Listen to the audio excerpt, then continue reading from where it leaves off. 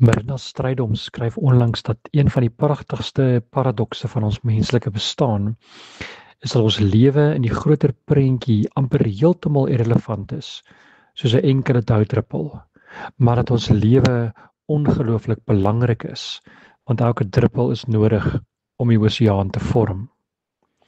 En een van die tekste wat ons help met hierdie paradoksale besef, naamlik dat ek net 'n spikkel is, maar dat ek 'n belangrike rol en verantwoordelikheid het, is Psalm 90. Al besef ons lewe is so verganklik, is ons lewe in God se hande en daarom vergaan wie ons was nie sommer nie. God hou dit in stand, weglaatbaar klein en tog. Psalm 90.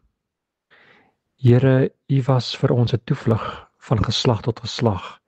Voordat die berge gebore is, voordat U die wêreld voortgebring het, ja, van ewigheid tot ewigheid is U God. U laat die mens sterwe, U sê net, word weer stof. 1000 jaar is vir U soos gister as dit verby is, soos een enkele wagbeurt in die nag. U maak 'n einde aan 'n mens, hy gaan die doodslaap in. Hy is soos gras wat in die môre afgesny word. In die môre is dit nog groen, maar dit word afgesny en in die aand is dit verlep en dit verdroog. Ons vergaan onder die toorn, ons gaan te gronde onder die gramskap. U sien ons oortreding raak, U bring die sondes wat ons wou wegsteek aan die lig. Sonder of onder U toorn vlieg ons daar en skiet ons jare verby soos 'n gedagte. Ons lewe maar 70 jaar, of as ons baie sterk is 80, en die is vol swaar kry en leed. Dit gaan gou verby, ons vlieg na ons einde toe. Wie ken die krag van die toorn beter as die dienaars? Wie ken die gramskap beter? Leer ons dae so gebruik dat ons wysheid bekom.